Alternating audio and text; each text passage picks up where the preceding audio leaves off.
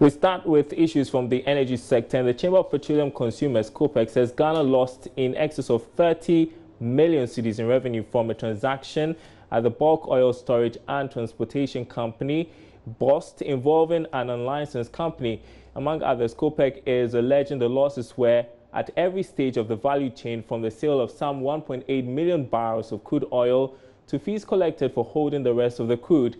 The Executive Secretary of COPEC, Duncan Amwa, noted the transaction, which was undertaken in September last year, comes only months after a major scandal involving the sale of some 5 million liters of contaminated fuel to 38 unlicensed companies. He spoke with JoyNews. There's been a sale of 1.8 million barrels of crude. The initial volume was about 2 million barrels, which Tor had processed some. As to whether it is being accounted for properly, that is another day's issue.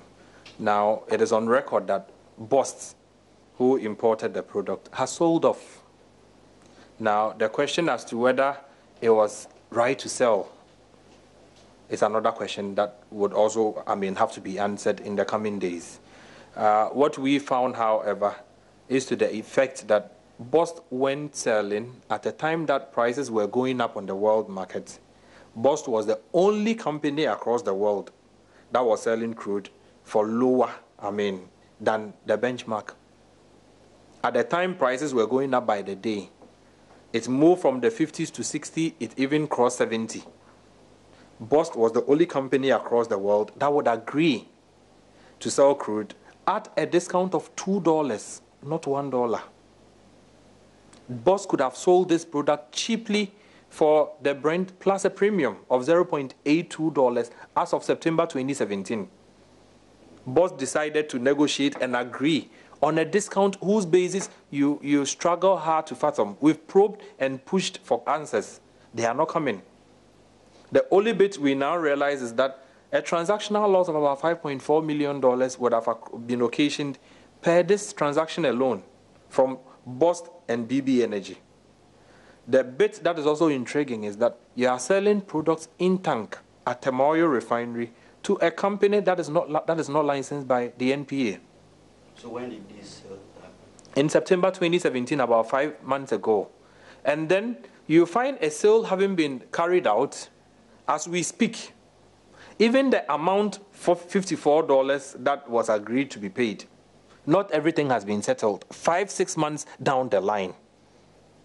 We do not think that if it was a personal company built by an individual who had these products, he would agree to undertake these kinds of transactions. And what you find quite more revealing is that the company BB Energy that buys the product is now refining the product at the refinery. It took Tor a couple of months to find out that the product it was holding had been sold. Has BB Energy paid for the storage, between September and now? Is it paying for it? BB Energy is on record to now be paying Tor a tolling fee of $3.5 when in previous times Tor had done tolling of $5.50. Now Tor is having to accept $3.50 from BB Energy, the private company that buys the crude from BOST. So there are losses across the chain. And we think that the special prosecutor must be interested in this one. IOCO must be interested in this one. The police CID must be interested in this one. If we sit and in one transaction, Ghana loses over 30 million Ghana cedis, then clearly something is missing somewhere. The excuse again is that the crude had been in tank for 8 months. We put on record that we found other countries store crude sometimes beyond 10 years. And they would not go and sell them for cheap because somebody would need to sell and get some money to do whatever he or she wants. Unfortunately, the excuses we've been given along the line by the BOST MD seem untenable, and we think that the special prosecutor must be very interested in this particular matter, go into it and unravel whatever motivation would have led BOST MD to undertake this sort of transaction that will only lead to Ghana losing almost 30 million Ghana cedis within the transaction. Duncan Amwa of COPEC speaking extensively to JoyNews there. We're getting a statement from BOST, we're getting a reaction from them to this allegation. And Bost is saying the assertions by Mr. Amwa is very unfortunate and misleading. The statement said that at the international level, cable crude is sold at Brent plus 85 cents a barrel as official price, and therefore Bost has caused financial loss to the state by selling its own at a discount of $2 a barrel, a cargo imported with the aim of refining or using for one purpose but did not materialize, and reselling it about 10 months later cannot be sold at official price. According to Bost, it has offered for such distressed cargoes a discount of $4 a barrel, and that any person competent in the industry would have asked for details before issuing what it says is an illogical and baseless statement.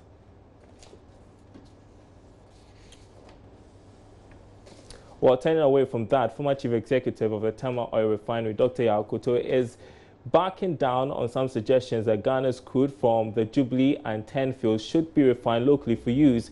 He says a quantity of crude emanating from these fields would not be economically prudent to refine in the country. Some analysts in the oil and gas sector have persistently urged the Ghana National Petroleum Corporation to refine its portion of crude, lifting in the country, as this could also prevent forex losses. Last year, Ghana marked 10 years of oil discovery in commercial quantities from the Jubilee field. The expectation was that the resource could significantly transform Ghana's economic condition, especially in the downstream sector where government spends so much to import refined crude for use by the public. There were persistent calls by some industry players as well as the public for government to refine our portion of crude locally. This has, however, been criticized by some other major stakeholders. In an interview with Joy Business, former chief executive of the Tema Oil Refinery, Dr. Yakoto, says the move will not be viable. Perhaps when we talk about utilization of the crude, just having our own crude does not necessarily mean that we'll get the best efficiency from using our own crude. In a typical refinery, they may use a blend of different crudes. In some refineries, they could use almost up to 100 different crudes, okay, in various blends and so forth, etc. So just having our own crude does not necessarily mean that we have to process it in our own refinery at this time. It will not be economically viable? At this time, I think if you look at the numbers, it doesn't really make sense to process the very light, attractive crude, or what we call sweet crude, in our refinery. And even today in the refinery where we process Nigerian Bonny light, which is similar to what we get in Jubilee, we don't process that by itself. We sometimes blend with other heavier crude. And in fact, sometimes it's even better to do that so that we can utilize the RFCC more productively. He spoke on the sidelines of a media launch for this year's Ghana Economic Outlook and Business Strategy Conference in Accra under the theme 10 Years of Oil and Gas, Challenges and Prospects. He also explained what informed the choice of the theme for the occasion. I believe it's just timely that after the first oil, that 10 years ago we were able to pump oil to the surface. After 10 years, with a lot of activities, we've seen significant production from the various fields, the Jubilee fields, the 10 fields, and more recently the Sankofa field. The main conference is slated for March 21 here in Accra. Well, still in the space, the Ghana National Petroleum Corporation is tasking local entrepreneurs and businesses in the country to take advantage of the ongoing exploration activities at the onshore Voltaire Basin. The call follows some concerns the country's upstream oil and gas sector is dominated by foreign multinationals. Deputy Communications Manager Eric Bedora made the call when addressing the launch of the 6th Ghana Economic Outlook and Business Strategy Conference under the theme 10 Years of Oil and Gas, Challenges and Prospects. A lot has happened in the industry, and we think that 10 years is enough time to have a discussion. And I'm particularly excited about the theme 10 years of oil and gas, challenges and prospects. After Jubilee, the 10 field came on board. Then the Sankofa field also came on stream. Sometime this year, gas will flow from the Sankofa field. Mr. Chairman, Dr. Chairman, announced that big players such as ExxonMobil have recently come in, and we are also leading an onshore operation.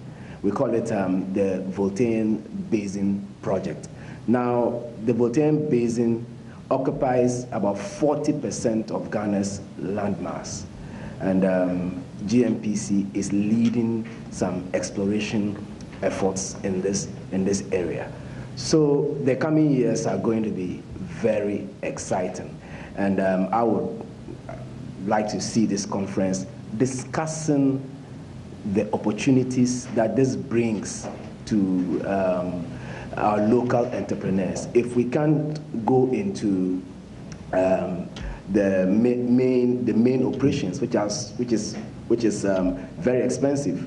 I was just discussing with Chairman before we came in that to drill offshore, when you hit a dry well, is $100 million.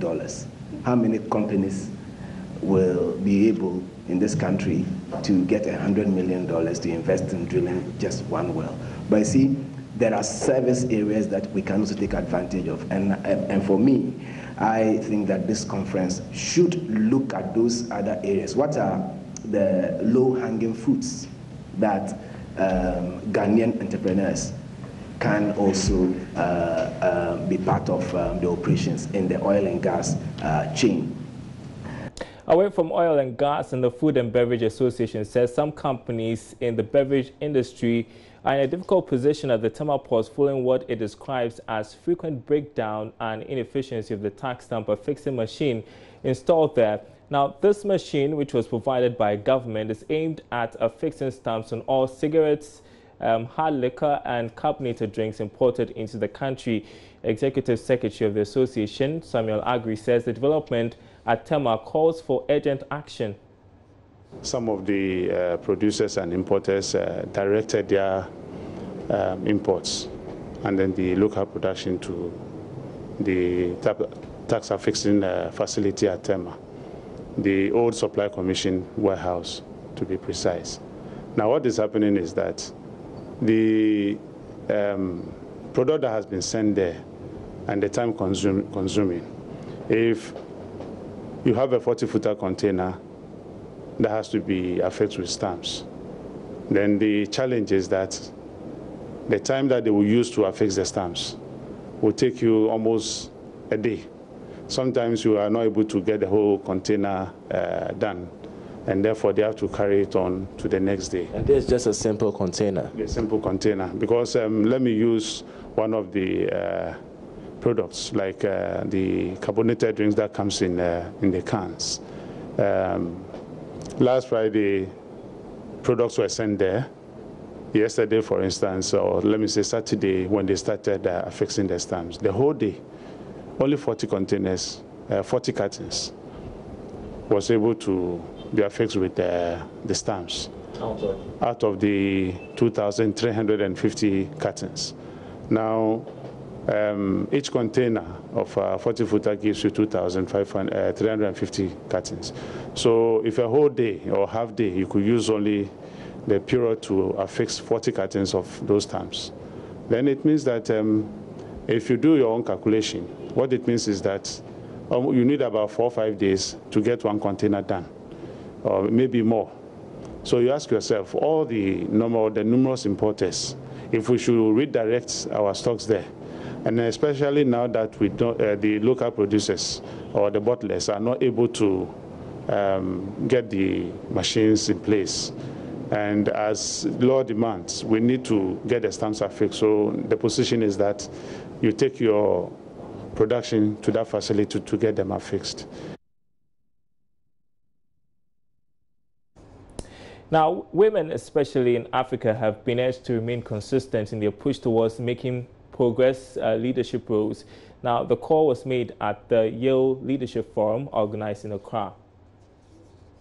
The forum, organized by Yale University, was to serve as a platform for women to network with other women leaders in Africa. It brought together some women from the Yale African Women's Leaders Program, which serves as a network for African women in position, especially in governmental positions. Among panelists were former Minister of Education and former Minister for Gender, Children and Social Protection in Ghana, Nana Opoku-Agyeman and Nana Oyelitha. One key area highlighted was the need for women to remain consistent in their push for progress. It cannot be business as usual. We need to think outside the box. And I would dare say that women in Ghana, we should be more radical and demand for the change. A change that will ensure that women are in a better position. A change that will ensure that we have more women who are educated. Because I need our young women, especially who are here today, to know that there are no limits. If there's any limit at all, it's your mindset. Many of Africa's young women are totally unencumbered. That's the truth. That not every door that is closed is actually locked.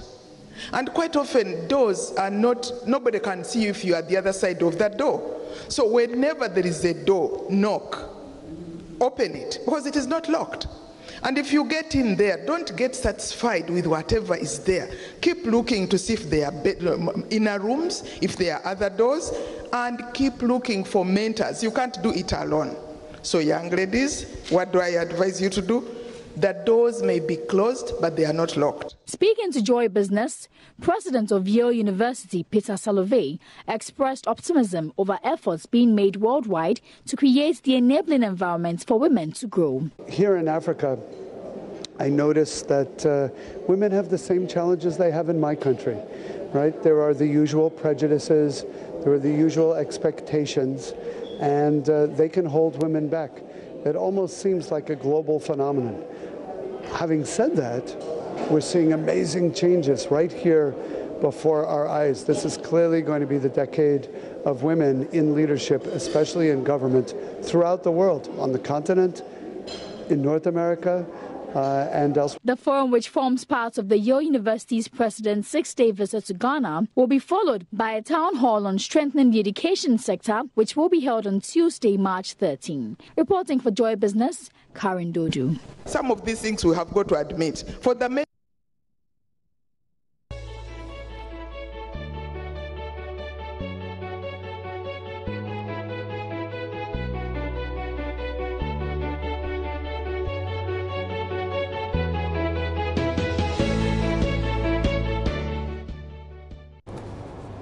All right, you're watching Business Live. It's Monday. That's the time we take a look at the stock markets. Joining me in studio is Bertha Atiwiga of Gold Coast Fund Management. We'll begin with ADB because there was a lot of controversy last week and they were restored and they started listing in shares. But you don't have any good news to share with us, do you?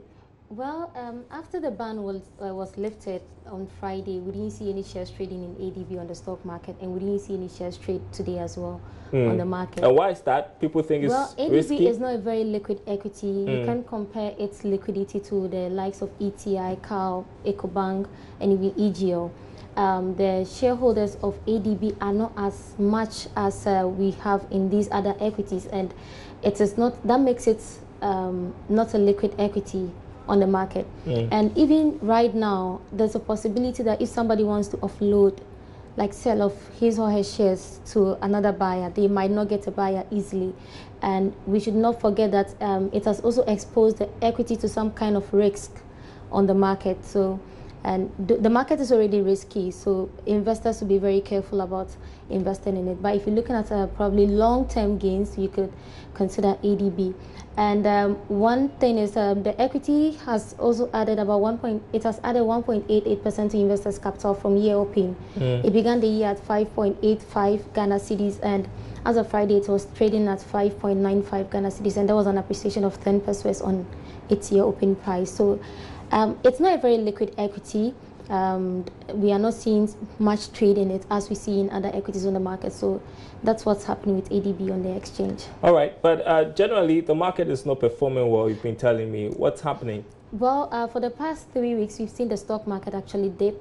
With the major indices, we've seen some equities lose on their share prices, and today is no exception. Last week, the market came down by, the financial stock came down by about 88 points. And the composite index also came down, but not as significant as the financial stock index. And we see so many, most of the financial equities actually shedding off some gains they recorded in the past weeks or past months of this year and even last year. And Standard Chartered Bank happens to be one of them. By close of today, it was the top absolute loser, giving up 8 pesos of its share price. The equities are 34.42 Ghana cedis per share. CAL also dropped by a peso. ETR went down by a peso. Last week, ETR lost some pesos on its share price, and ETR happens to be one of the large market cap equities on the market. And this week, seeing it go down again, seeing Standard Chartered Bank go down again. GCB also went down last week, and today it's gone down by 3 pesos. Gold has also gone down by 3 pesos. And CAL, like I mentioned, has gone down by 1 peso. And all these equities are very active. Some of them are high market cap equities in the market. And last week, that's what resulted in the major indices coming down. So if this trend should continue this week, we are likely to see the market come down. And you know, it's expected. The market actually got to its peak. Like we saw, it performed so well, and it was even recognized at the world level, where the stock market was returning the highest in the world by end of January this year. And if you look at what is happening right now, some investors could be selling off the gains they've made from last year, because they've made very significant gains. You don't have to wait to make more gains. You could sell off now, not everything, but a portion of the gains you've made, to buy other low-priced equities or to invest in other classes in your portfolio, so that you can maximize your returns in the long term. You don't have to stay in one portfolio forever. It's not less advisable. You need to rebalance your portfolio as time goes on. Okay, let's take a look at the currencies, how the city is faring on the interbank market. Hopefully there'll be some good news to share there. Well, it's good news because it's not significant. For the past 2 weeks, I think from Friday, last week, you saw the cedi actually being stable against the dollar. There was no change. It was still recording a year-to-date depreciation of 0.06%. But by close of Friday last week, it moved from 0.06 to 0.07% year-to-date depreciation against the cedi against the dollar. And that is not very significant. It's still marginal. Though it depreciated against the dollar and the pound, it's appreciated marginally to the euro. And if you're looking at the year-to-date depreciation of the cedi against the other currencies, as the pound and then the euro, the cedi has lost 2.78% to the pound, and it's lost 2.81% to the euro. And the holistic year-to-date depreciation of the cedi against these major trading partners, based on the Gold Coast cedi index that we use, is 1.36%. All right, thanks very much, Bertha Atwiga, bringing us up to date on the stock market. As we conclude, we want to bring you our interview of the day. Dubai-based Damak Properties, a leading luxury real estate developer in the Middle East, says it wants to enter the local construction sector to help bridge the housing deficit. Now, relationship manager of Damak, Gozina Mezakmatova, says her outfit, in collaboration with government, will provide dream homes and unique living concepts in the country. Ghana is like famous also, we can say, which we have already did lots of business from Ghana. So we are also planning to have and then to develop Ghana as well. It's like on the discussion on the plan. So which is gonna be like, we are having a meeting with your Vice President of Ghana, with our chairman. So it is like under construction and under discussion. So I think this will build strong trust and strong communication between Ghana and Dubai. Okay. So what do you make of Ghana's housing sector? Do you think it has improved, or do you think there is still some deficit? About Ghana, I have been in Ghana. This is my second time, and I believe this Ghana is one of the strong and then one of the good achievements are happening in Ghana. And I believe in the future also lots of things to come.